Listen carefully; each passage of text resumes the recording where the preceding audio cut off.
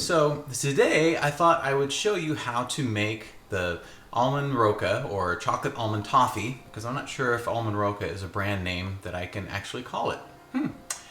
Might have to think about that. Anyways, this is a candy that I like to make around the holidays and give out to all of the family and friends.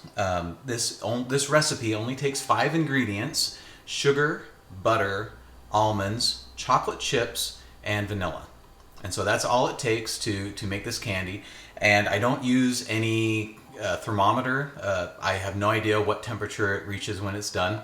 And I don't do any kind of drop test in water to see how much of a ball it makes. If you've ever had an experience making candy, I've never had good luck with those kinds of things. So what it is I know that this is done when it's done, and I'll try and walk you through the steps of the phases that this candy goes through, so that when you know it's done.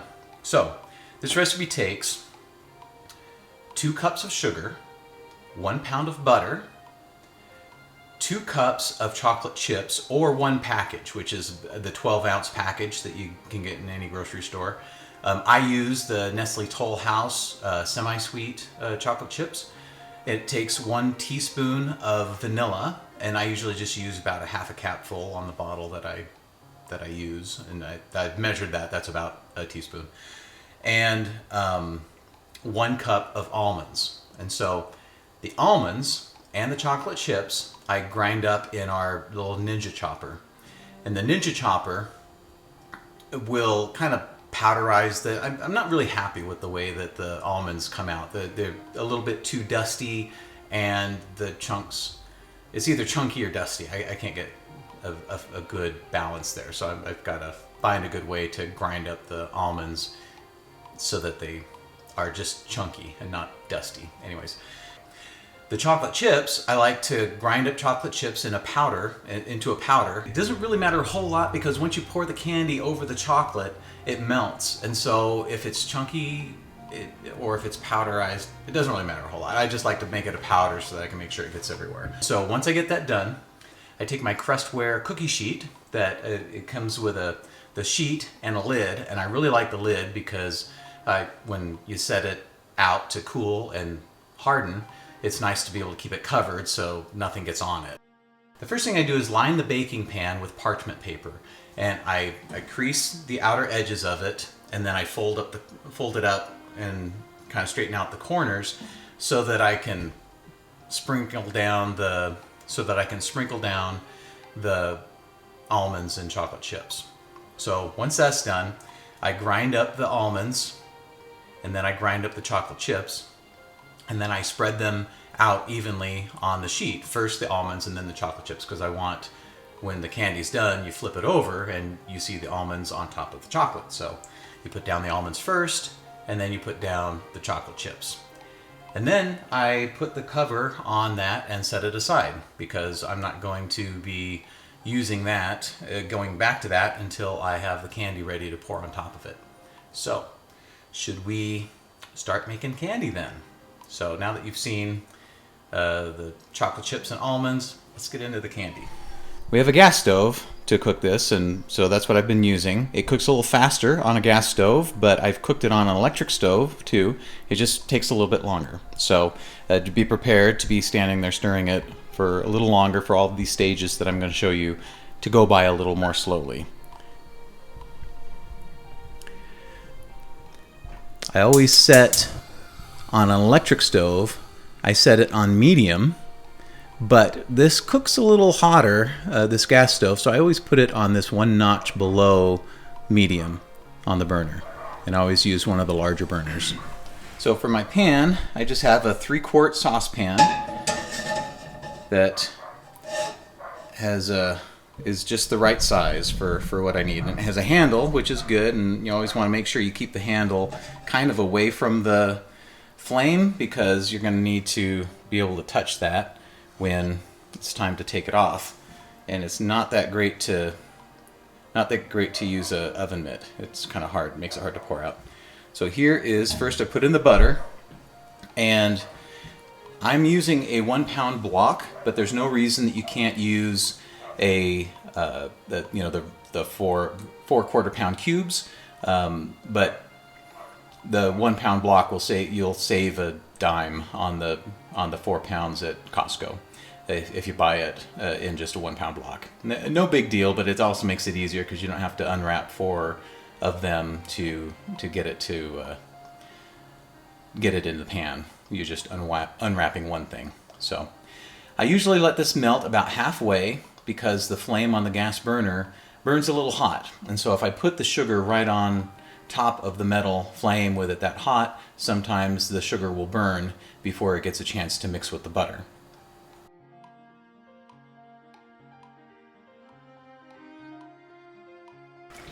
Okay, so it's melted a little bit now, and so I'm ready to put in the... Oh, and I also use a wooden spoon, and this is just a basic wooden spoon I got at a grocery store. It's a Good Cook brand, and you want a spoon that has a nice grip to it, and I really like the way that this one feels in my hand. It's not too chunky and it's still kind of light. And so this is melted about halfway now, so I'm going to pour in the sugar.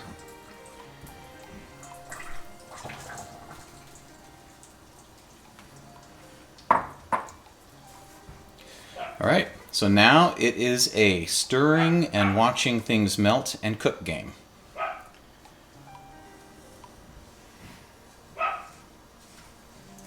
And with this recipe, you really need to keep stirring fairly constantly. You want to make sure that the sugar mixes with the butter fairly well, so that it doesn't burn on the bottom, like I said.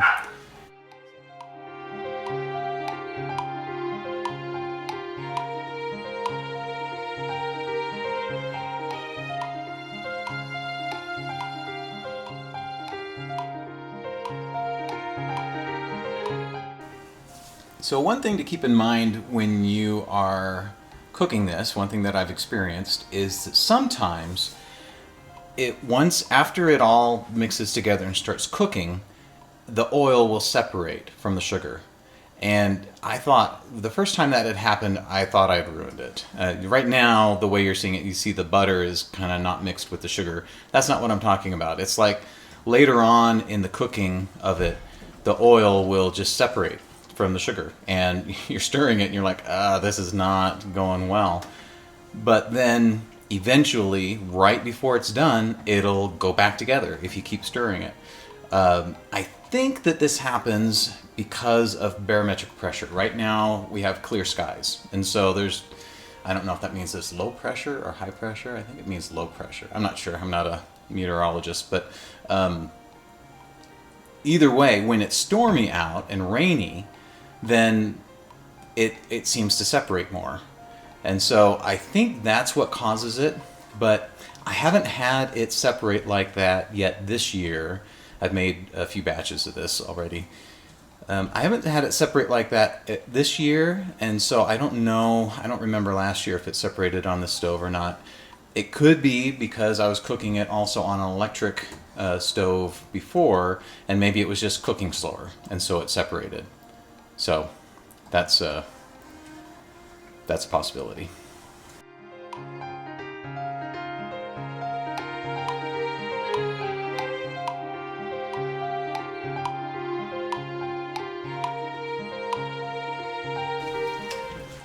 One thing I forgot to do before I got started is measure and set aside my vanilla. So you set aside the vanilla, so I'm just going to pour a little bit in a cap here, about halfway, and as I said before, that's about a teaspoon. So if you want to measure it out, measure a teaspoon. And I just set it aside because I believe, or I've been told, that in recipes you add vanilla at the end of when you're cooking at high heat like this, because I've heard that the taste of the vanilla will cook out of the recipe, and so you just add it at the very end and you'll see that. So this is probably the first stage, and I don't know what to call it, but it's boiling, and you can see that the butter and sugar are all mixed together well, and it's boiling, and you can see there's like a foam, and it'll get foamier too. And so this is kind of the first stage, and this is just barely starting to cook. If you were to take a spoon of this out and let it cool off and taste it, it's still really grainy. So the sugar hasn't really dissolved at this stage. And so we just keep going from here. Remember, this is just the sugar and the butter. That's it.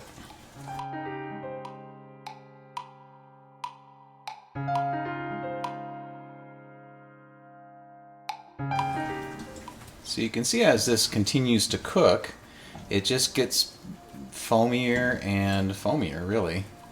And it'll stay like this for just a little while.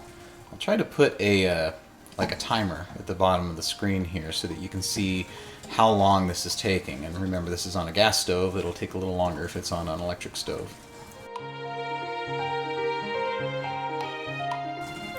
Now, I'll mention this later also, but the way that I tell that it's done is by the way it pours. And I think I can show you the way it pours well enough to give you an idea of what I'm talking about.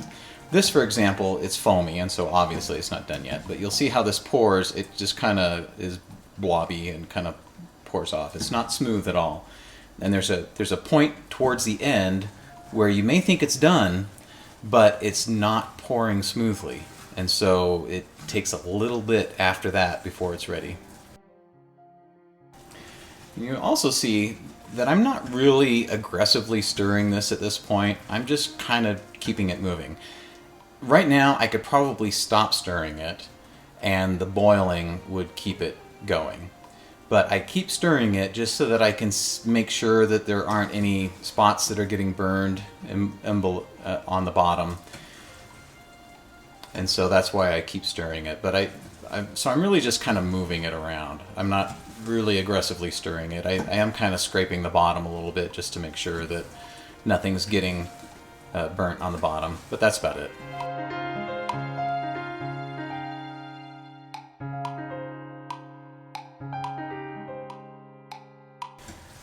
Okay, so I don't know if you can see, but here it's starting to get a little tan to it. Before it was kind of a creamy color, but now it's looking a little tan, and it's not as foamy. It's starting to get kind of thicker bubbles, and you can see it's pouring a little differently now. So hopefully that's looking like you can see that the darkening is, I mean, really cooking this kind of candy is a matter of evaporating the moisture out of the butter and the sugar, and burning it a little bit. So it's really just kind of a controlled burn, honestly.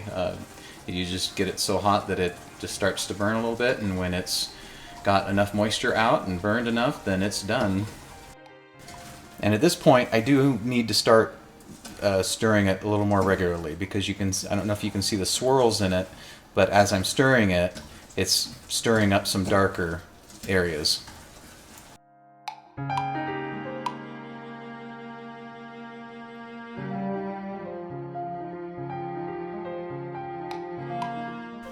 Okay, now the candy is at the point where it is just about done, and you can see that it is starting to get that creamy, and it is pouring just about right, but you can see that there are still some bubbles in it. And so now I scrape the corners a little bit to make sure that I'm getting it all kind of up from the bottom. And let's do another pour. It is almost there. You see how smoothly? At this point, I think any point from here on, I can probably pour it out. And so it really is pretty much done here. But I like to do it just a little bit longer so that it pours just a little faster. It really is kind of like it becomes kind of like a caramel sauce, kind of, that you put on ice cream. That's, I think, really the consistency that it gets when it's done. And so, yeah, I'd say this is done. I don't know if you saw that little puff of smoke. And this is the point where leaving it on much longer will actually start to burn it. So I'm gonna stop here and turn off the burner. And I just leave it on here, but if this was electric, I would move it to a cooler burner. And I'm gonna pour in the vanilla and stir that in really quick.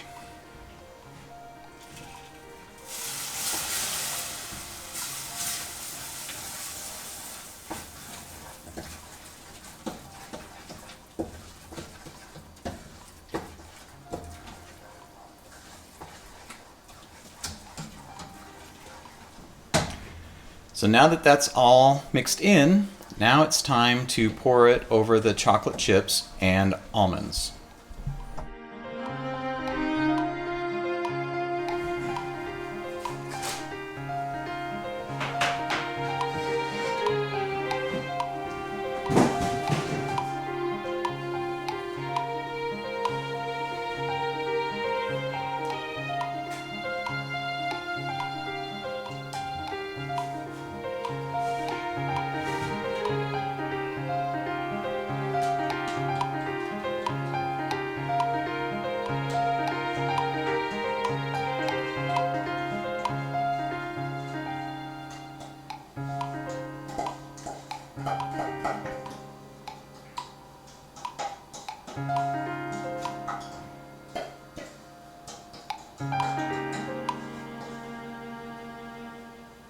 I did forget to put it on get a cooling rack out, so I just put it on a cooling rack so that it's not too hot on the countertop.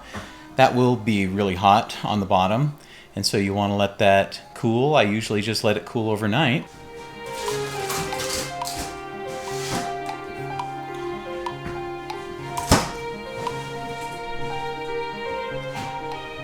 You can do a faster cool on it if you want. If you have cold weather and you want to put it out on your back porch, sometimes I'll put it out in the garage if it's cold out there, to just let it sit there overnight. But on the countertop, we'll let it cool off just fine.